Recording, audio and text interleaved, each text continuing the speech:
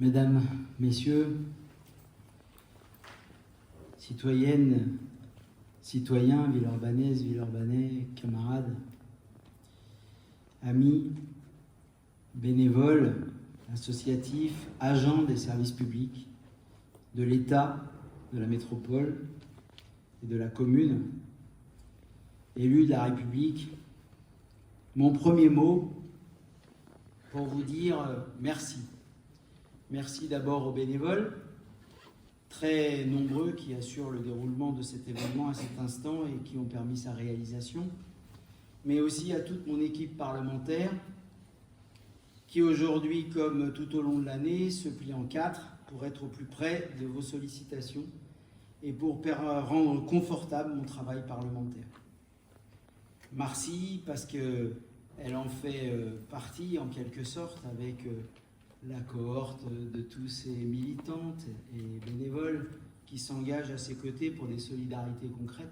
Je veux saluer ma suppléante, Melouka Djmimoun, pour son engagement à nos côtés tout au long de l'année.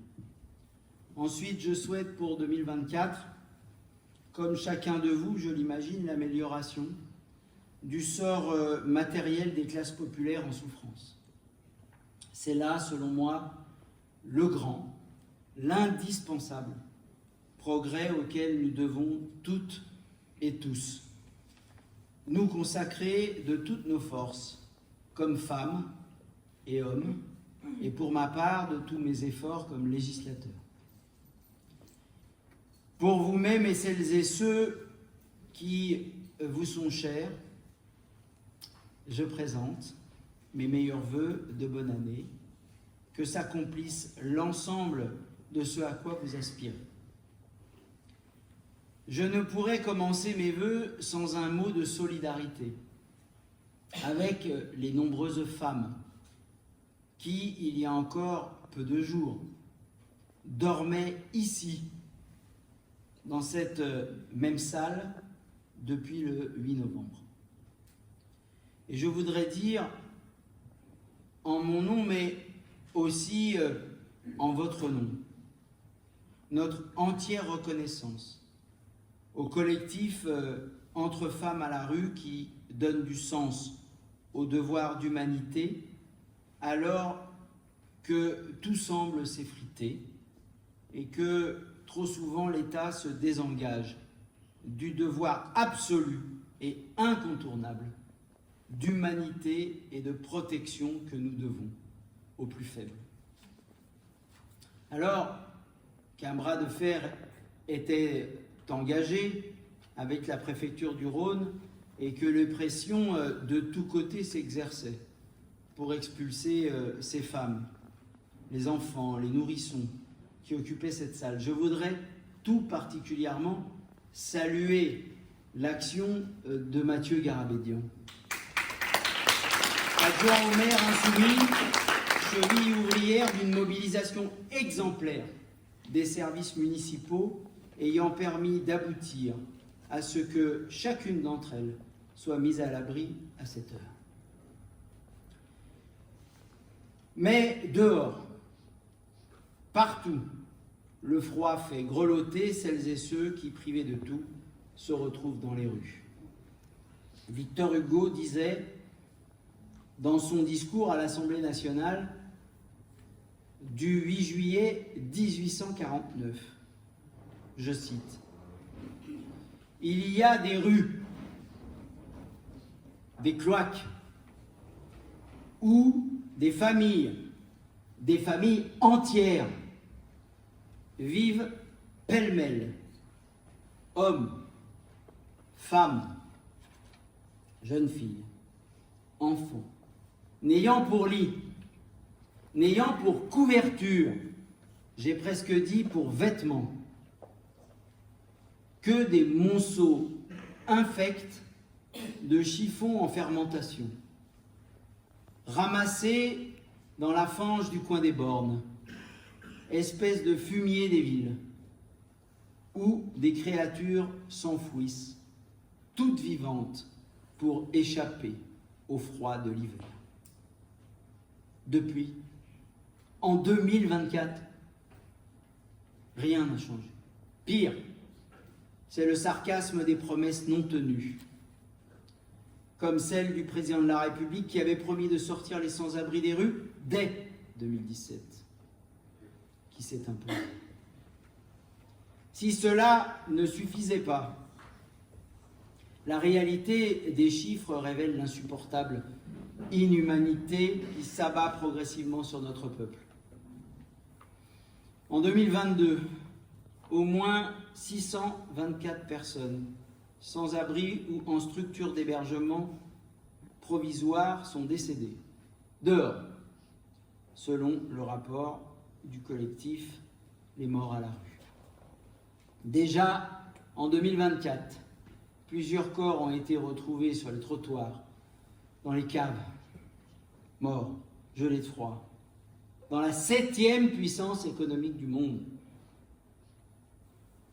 Nous disons que demain, en gouvernant la France en votre nom, nous réquisitionnerons bureaux et logements vides.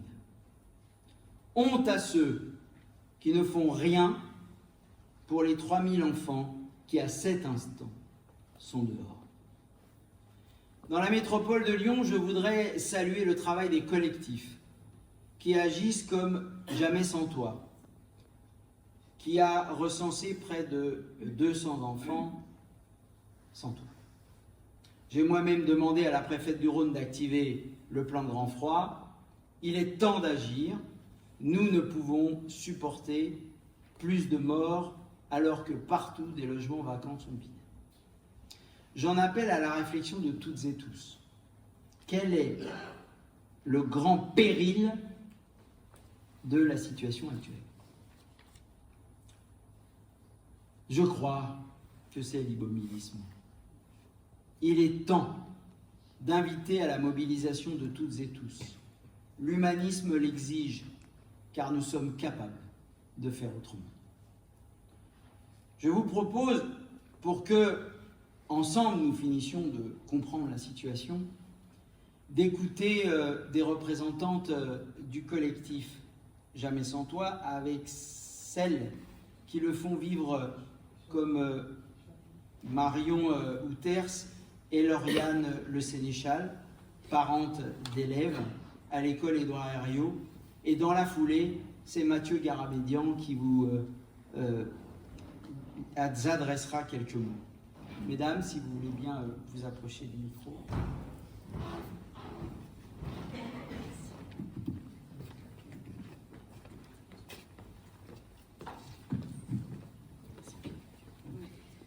Bonsoir à tous. Merci de nous accueillir ce soir pour pour nous permettre de partager avec vous ce qui se passe dans notre école. Lauriane et moi, nous sommes parents d'élèves élus au sein de l'école Édouard Herriot dans le quartier des Gratte-Ciel.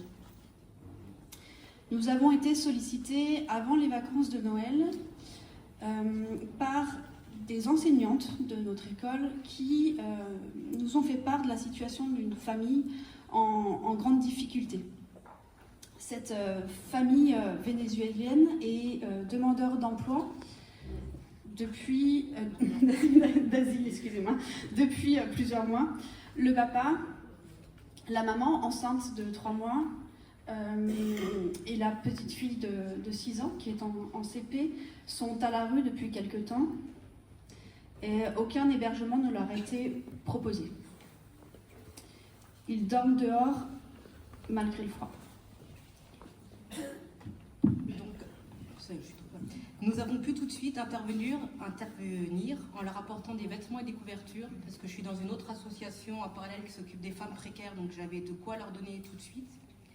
Les enseignants ont sollicité l'association des parents d'élèves pour que nous trouvions ensemble une solution pour cette famille, pour qu'elle ne passe pas d'autres nuits dehors au vu des températures qui baissaient ces derniers temps. On a eu des températures très fraîches, et pour que la petite fille puisse apprendre dans des bonnes conditions. Alors, la première chose que la famille nous a demandé, c'était de l'aide pour trouver des gants et une cagoule pour pouvoir passer la nuit dehors. Donc c'est dire l'urgence de la situation et l'émotion quand on nous demande ce genre de choses. Donc très vite, en fait, il nous est paru évident de trouver une solution pour les loger, nous, famille de l'école et de rue. Alors, il faut savoir une chose, c'est que le 115, le numéro qu'on peut appeler quand on dort dehors, ne propose aucune place pour les familles. À partir du moment où on est une famille, on n'est pas accueilli au 115. Et il y a au niveau du Rhône 4 places pour les couples. C'est tout. Après, c'est des places pour les femmes ou pour les hommes. Une trentaine à chaque fois. Séparés. Ouais. Alors, nous nous sommes du coup rapprochés du collectif Jamais sans toi, puisqu'il y a d'autres familles dans cette situation à Villeurbanne. Cette situation n'est malheureusement pas un cas isolé. Donc, le directeur de l'école nous a donné sans hésiter son accord pour héberger la famille dans les locaux de l'école. Et il nous a même proposé une salle et pas le gymnase, parce que pour lui le gymnase était trop froid. Donc la famille est accueillie du lundi au vendredi quand il y a école. Les écoles sont fermées le week-end, donc en fait il a fallu qu'on trouve une autre solution pour les héberger le week-end. Donc on continue quand même d'appeler le 115 tous les jours, parce qu'il faut continuer d'être dans la démarche pour eux. Et en fait, assez rapidement, plusieurs familles de l'école nous ont proposé leur aide. Donc pour l'instant, la famille, on arrive à les héberger le week-end. Donc il y a eu un bon élan de solidarité. Voilà. Mais là, les vacances vont bientôt arriver, donc on va être sans solution s'ils ne sont pas hébergés d'ici les vacances. Et voir si les familles pourront les héberger plus longtemps. Et donc, pour l'instant, on arrive vraiment à avoir un bon lien et les familles à s'organiser pour les accueillir.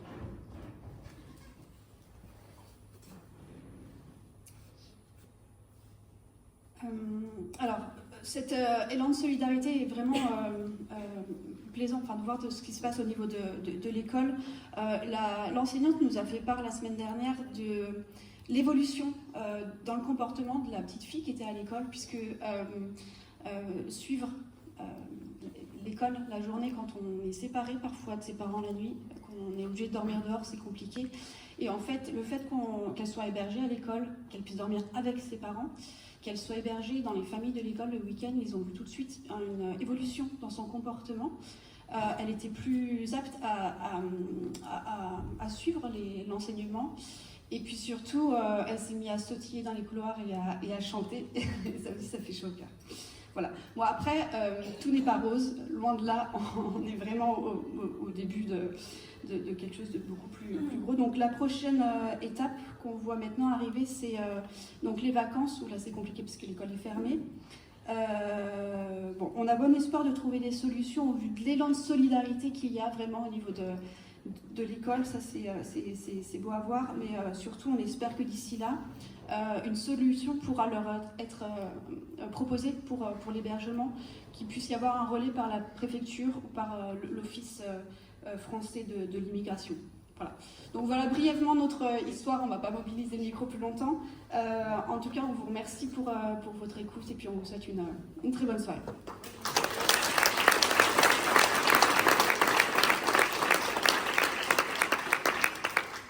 Bonjour à toutes et tous. J'ai toujours un peu d'émotion à écouter ces témoignages où en fait on découvre l'absurdité du fonctionnement actuel et finalement d'avoir des parents ou des enseignants qui se disent mais j'appelle, il y a un enfant dans la classe de mes enfants qui a pas de toit, et j'appelle, en fait il n'y a aucune proposition qui est faite et en fait on est devant ce mur, c'est une absurdité et c'est chaque fois le témoignage est un peu le même parce que malheureusement des écoles qui ont été dans cette situation à Villeurbanne sont assez nombreuses et à chaque fois c'est la même émotion d'entendre l'absurdité, les choses qu'on peut ressentir en tant d'impuissance en tant que parent enseignant. Donc effectivement, moi je suis Mathieu Garabédian, je suis adjoint au maire de Villeurbanne et je veux dire quelques mots effectivement sur les questions d'hébergement et de logement. On vit aujourd'hui une crise nationale majeure du logement. 4 millions de personnes mal logées, 330 000 personnes sans domicile. Et ça, c'est les chiffres de l'an dernier du rapport de la Fondation Abbé Pierre. On va avoir l'actualisation la semaine prochaine et j'ai peur que ça ne soit pas des chiffres à la baisse. chaque année des débats parlementaires, un budget qui n'est jamais construit à partir des besoins, mais avec juste des moyens qui sont exposés et des critères de vulnérabilité qui sont établis pour les familles. À l'échelle de la métropole, c'est 14 000 personnes qui sont en attente d'un hébergement via la maison de la veille sociale, 5 000 de plus qu'il y a 2 ans, c'est énorme. Des dizaines d'enfants chaque soir qui sont jugés non vulnérables, leur situation est jugée non vulnérable d'être à la rue. Donc évidemment, je salue d'abord les actions des collectifs militants qui luttent au quotidien pour le droit des personnes et surtout qui luttent pour que les situations ne soient pas invisibles aux yeux des habitants mais surtout des gouvernants. Face à cette crise généralisée, nos députés mènent la bataille et il y a des mesures à prendre, la construction de nouveaux hébergements, de nouveaux logements, l'utilisation, la mobilisation des logements vacants, on en a parlé. Il faut qu'on rappelle qu'avoir un toit, c'est un droit inconditionnel, et que tout doit être mis en place afin d'assurer le respect de ce droit. Et aujourd'hui, on ne peut que constater la défaillance de l'État face à l'inconditionnalité de ce droit. La ville, elle n'a pas la compétence hébergement, on le rappelle, mais elle doit traiter avec les conditions du non-logement et du non-hébergement de ses habitants sur la commune.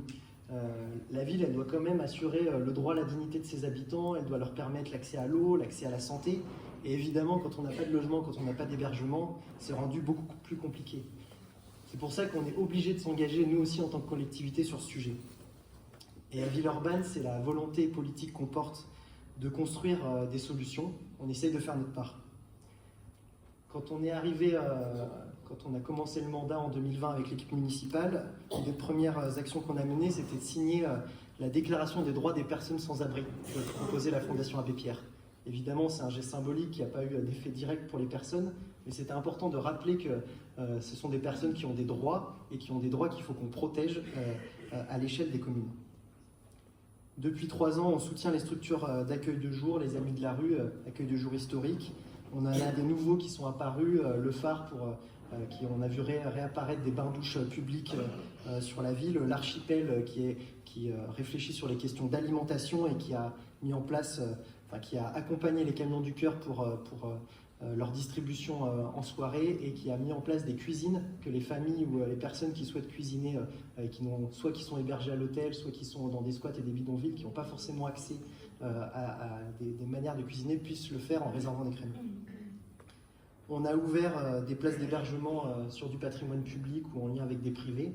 On a bientôt dépassé les 400 places depuis le début du mandat, de nouvelles places d'hébergement rien que sur la ville de Villeurbanne.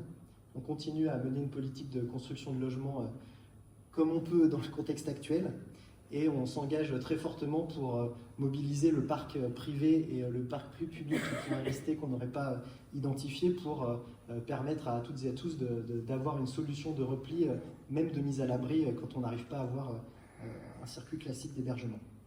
Pour conclure, c'est vraiment à nous de proposer des espaces communs entre militants politiques, associatifs, entre les collectivités engagées, pour construire ces solutions concrètes tant que l'État restera défaillant, avec nos moyens, avec toute notre bonne volonté, pour résister aux politiques inefficaces et injustes du gouvernement. Je vous remercie.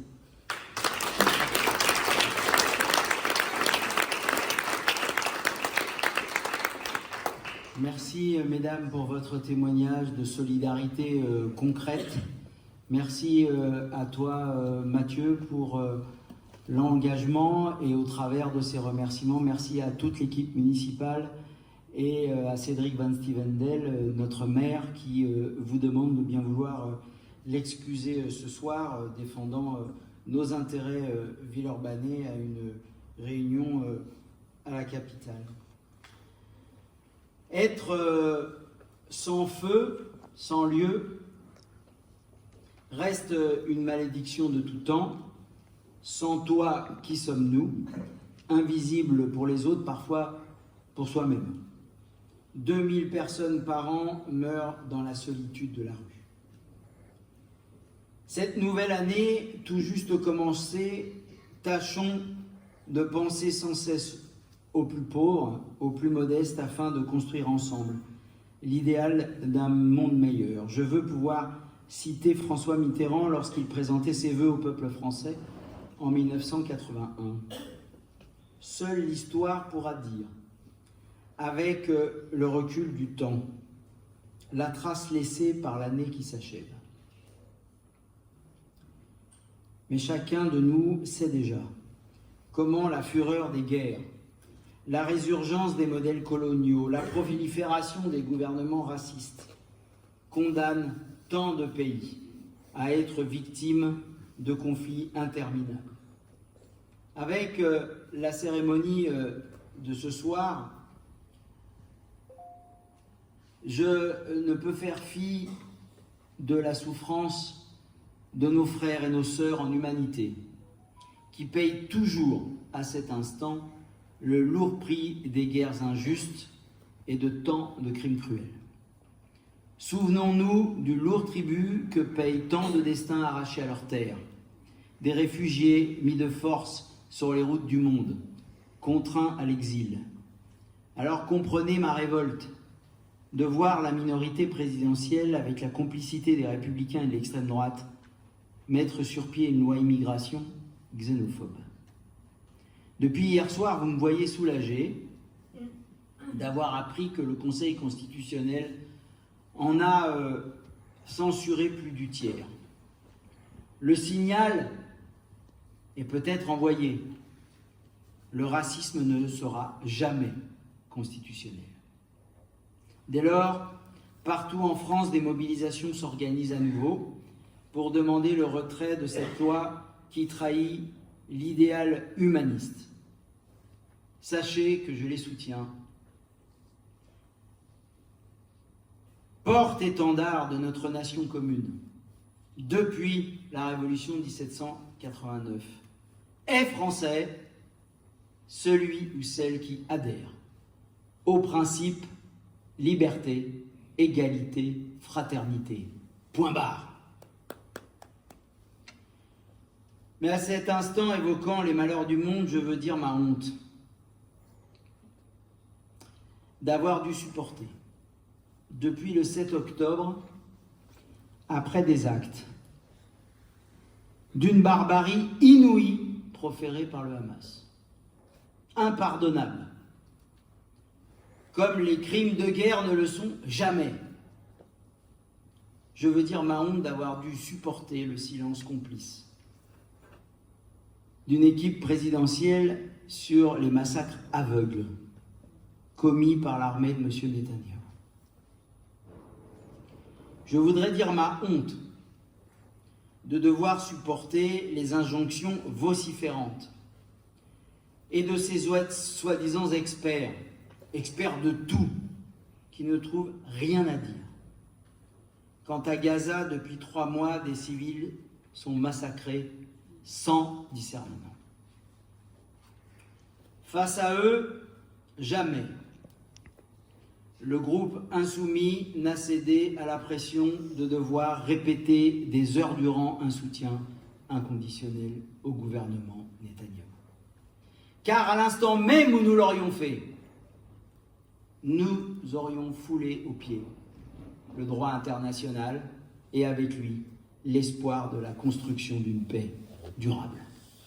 Dès lors, et depuis plusieurs mois, nous, parlementaires, comme bon nombre de militants des droits humains, nous devons supporter l'offense d'une justice de comptoir en antisémitisme et autres accusations mensongères qui sont des aveux d'échec sur le fond pour quiconque les emploie. Alors, profitant de cette cérémonie comme d'un appel politique pour que chacun de nous, à son tour, prenne sa part pour porter le message d'une paix juste et durable, je voudrais d'abord donner la parole à Jérôme Fennel, président du collectif Palestine 69, mais aussi avec émotion et reconnaissance pour avoir accepté d'être présente, donner la parole à Madame Nicole Kahn, membre de l'Union juive française pour la paix. Si vous voulez bien me rejoindre.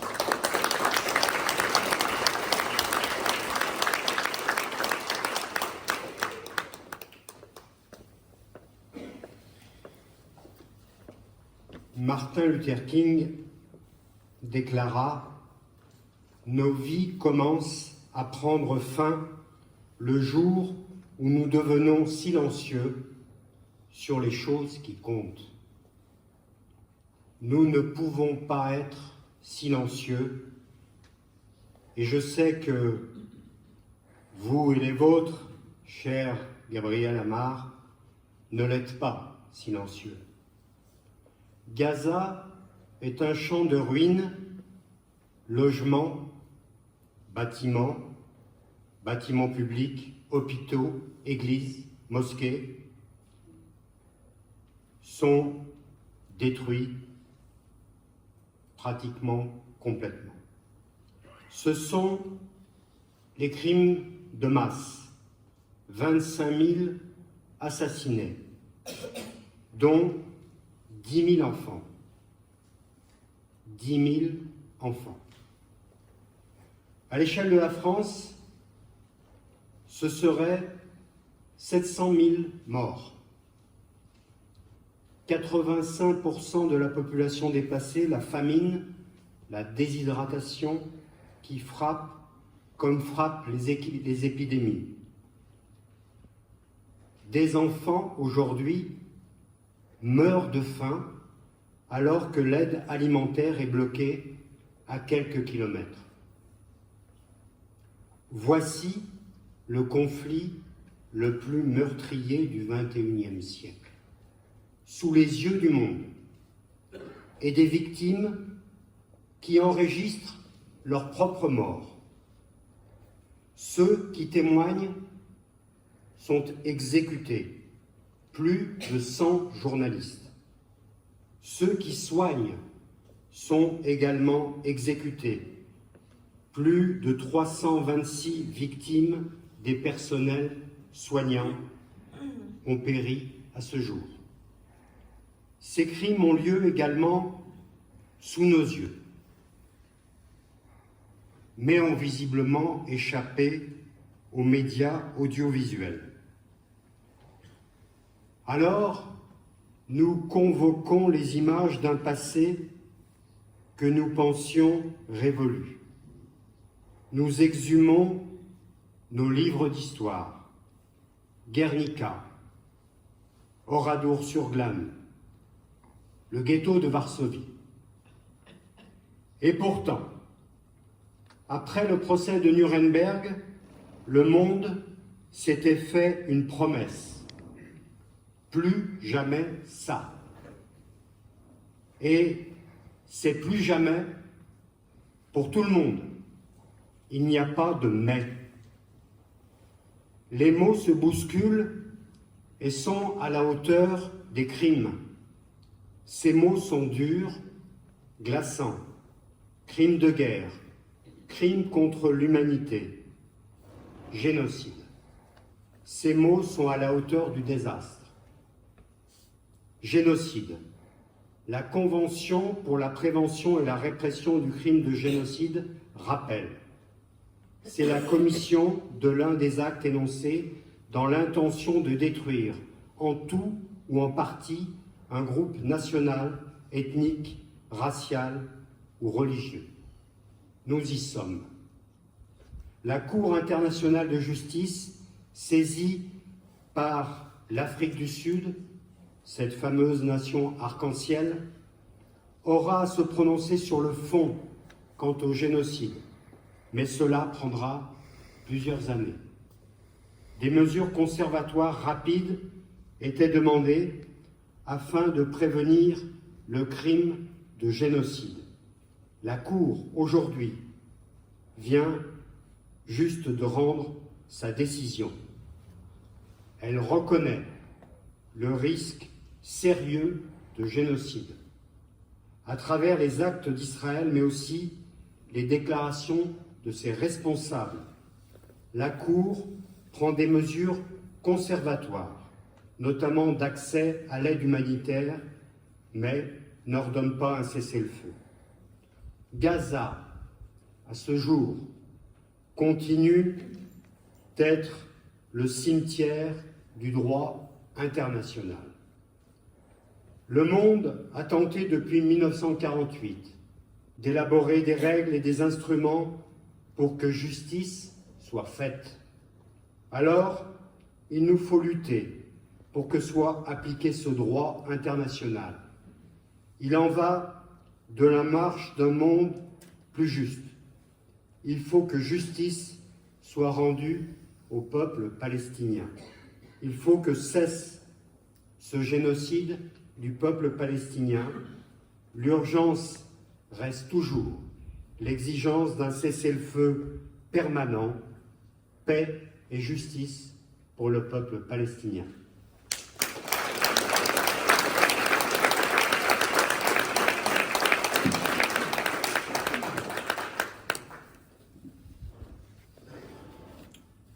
Monsieur Herzog, qui est le président de l'État d'Israël et qui est réputé comme un homme politique plutôt modéré, eh bien ce président a déclaré qu'à Gaza, il n'y avait pas de civils. Toute la population était responsable de ce qui s'était passé le 7 octobre. En conséquence, que la guerre devait être totale, donc il n'y avait pas de civils. Le ministre Galland, qui est ministre de la Défense, est allé devant les militaires et leur a expliqué « Nous combattons des animaux humains et donc nous agirons comme tels, en rendant tous les Palestiniens de 0 ans à 100 ans responsables de la même façon. Ils nous rendent, ces Israéliens, nous les Juifs du monde entier, responsables avec eux de leurs crimes. Et également, ils alimentent l'antisémitisme qu'ils prétendent vouloir combattre dans la critique du sionisme.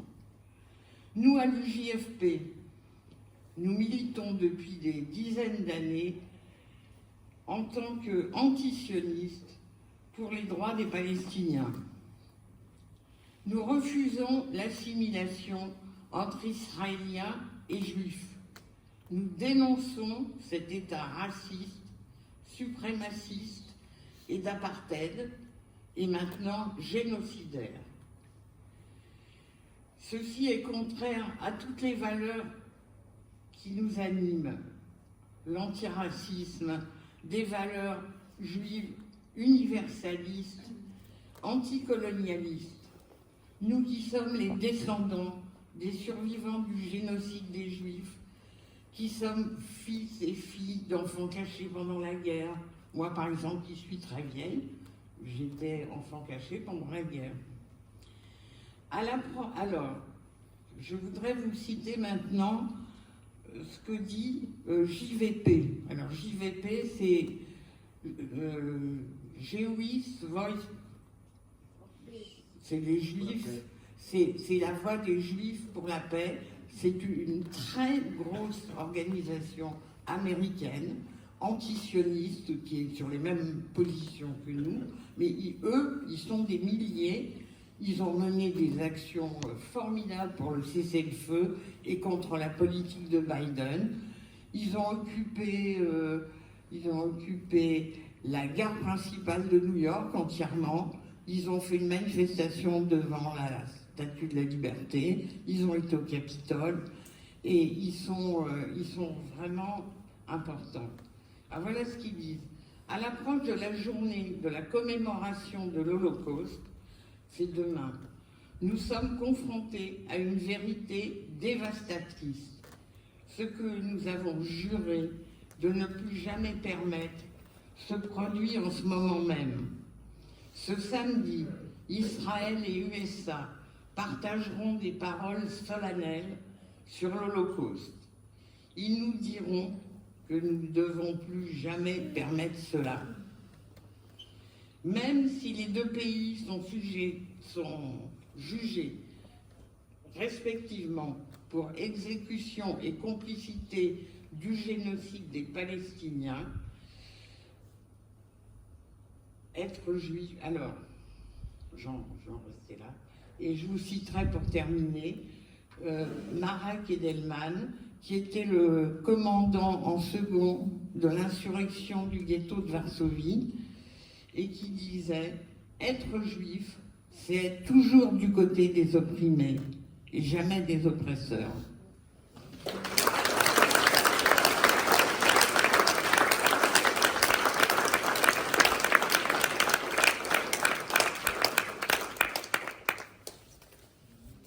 Sur ces interventions, je tiens à revenir sur la décision historique d'il y a quelques heures de la Cour internationale de justice, qui reconnaît très clairement la violence globale que subit le peuple palestinien, par le fait qu'elle engage la responsabilité du gouvernement Netanyahou dans l'arrêt de ces violences. Il incombe moralement et juridiquement à Israël, comme à tout autre État signataire de la Convention contre le génocide, d'agir pour faire respecter ces décisions. Merci à l'Afrique du Sud d'avoir saisi cette Cour qui ordonne désormais au gouvernement d'Israël de prendre toutes les mesures en son pouvoir pour prévenir et punir l'incitation directe et publique à commettre le génocide. Ainsi, elle désavoue les propos honteux de quelques ministres du gouvernement Netanyahou. Que s'applique le droit international et les principes ordonnés aujourd'hui même par la Cour internationale de justice, comme celui de prendre, et je cite la Cour internationale de justice, des mesures immédiates et efficaces pour permettre la fourniture de services de base et de l'aide humanitaire dont les Palestiniens ont un besoin urgent pour faire face aux conditions de vie. Ce sont les mots de la Cour internationale de justice, de vie défavorables auxquelles ils sont confrontés. La France doit désormais, par la voix du président de la République, prendre sa part dans la protection des civils palestiniens et faire triompher les règles de droit. Mesdames et messieurs, citoyennes, citoyens, alors que je me dirige vers ma conclusion, je voudrais dire qu'en France, comme dans le reste du monde, l'extrême droite est une menace incontestable à prendre au sérieux. Nous devons lever nos voix partout. Quand en Allemagne, les amis de Madame Le Pen, l'AfD, mettent sur pied un projet de remigration de 2 millions de citoyens d'origine étrangère. Ce concept en France, manié par Éric Zemmour, qui soumet même l'idée d'y consacrer un ministère de plein exercice, nous rappelle comment ces gens font vivre dans notre temps les pires fantômes du passé. Alors, face à ces voix belliqueuses, racistes et antisémites, ne cédons rien. Préservons l'unité du peuple. Faisons France de tout bois pour garantir à chacun sa place dans cette humanité nationale. Je voudrais ici redire ma solidarité avec les militants des droits humains qui, à Lyon, subissent toujours de plein fouet la lâcheté de quelques groupuscules néo-nazis. Ici, vous pouvez être assurés que je ne tremblerai jamais pour dénoncer ces actes, comme je l'ai fait lorsque les amis du collectif Palestine 69 ont été lâchement agressés à la Maison des Passages, comme je l'ai fait en saisissant le procureur de la République plus tard pour demander des enquêtes sur les défilés racistes au cœur de nos villes. Profitant de cette occasion, je voudrais, parce que nous sommes à Villeurbanne et que c'est ici que ce collectif est né, saluer le travail de la jeune garde qui mène de front la bataille antifasciste et qui fait vivre l'engagement d'une jeunesse qui n'a pas peur. Enfin, permettez-moi de vous présenter des sujets d'importance qui devraient toutes et tous nous mobiliser. D'abord, ma fierté d'avoir fait partie des 96 députés qui ont voté dans la nuit de mercredi à jeudi en faveur de la liberté des femmes à pouvoir disposer de leur corps en faisant ainsi par notre vote, adopter en première lecture la constitutionnalisation du droit à l'IVG.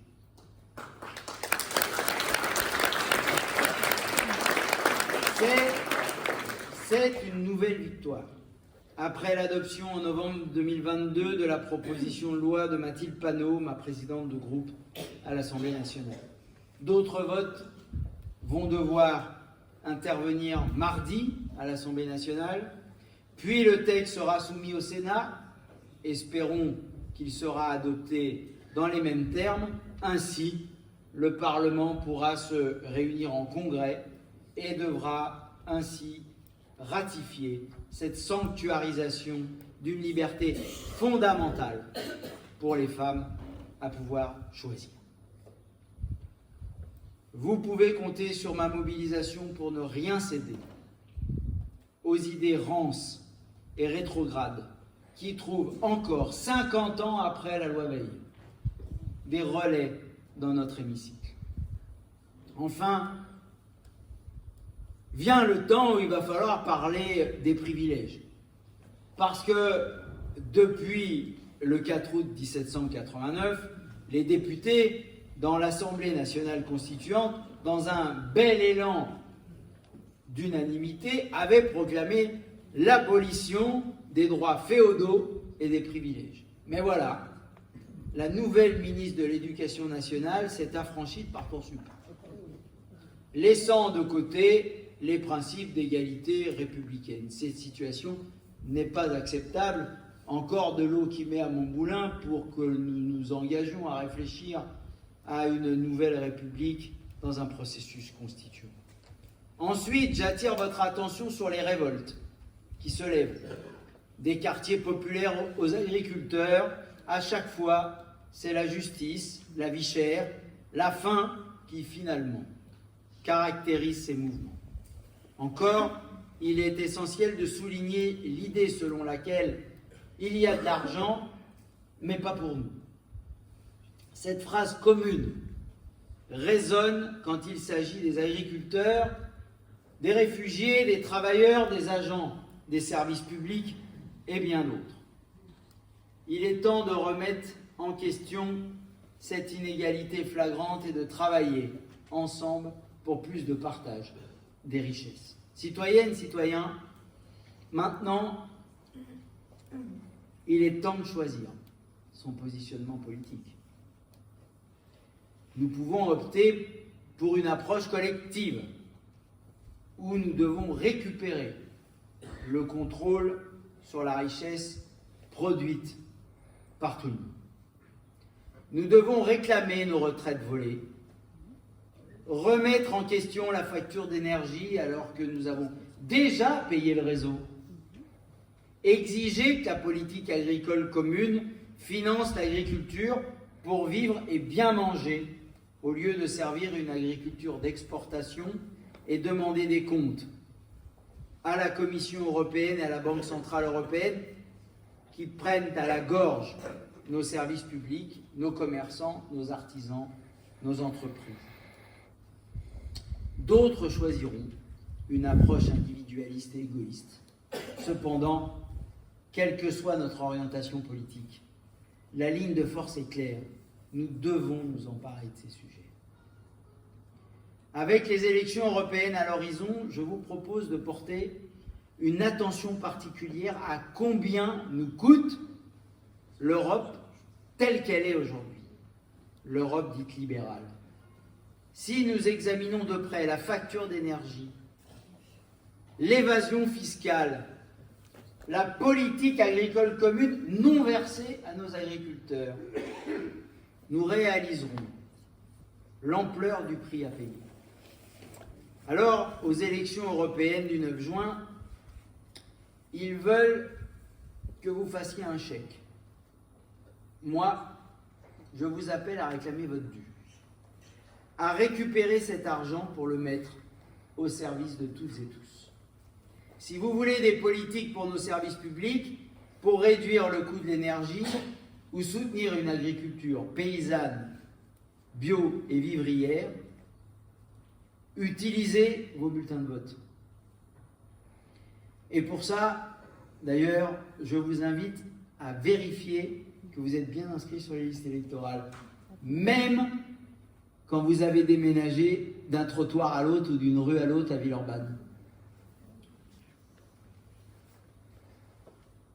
Si vous laissez seuls les très très riches voter, ne vous étonnez pas qu'ensuite vous subissiez une politique pour les riches au détriment du grand monde.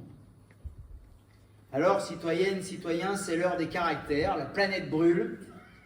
Je vous propose que nous nous fédérions, lançons un SOS au nom du peuple humain, pas de place pour l'égoïsme et le chacun pour soi.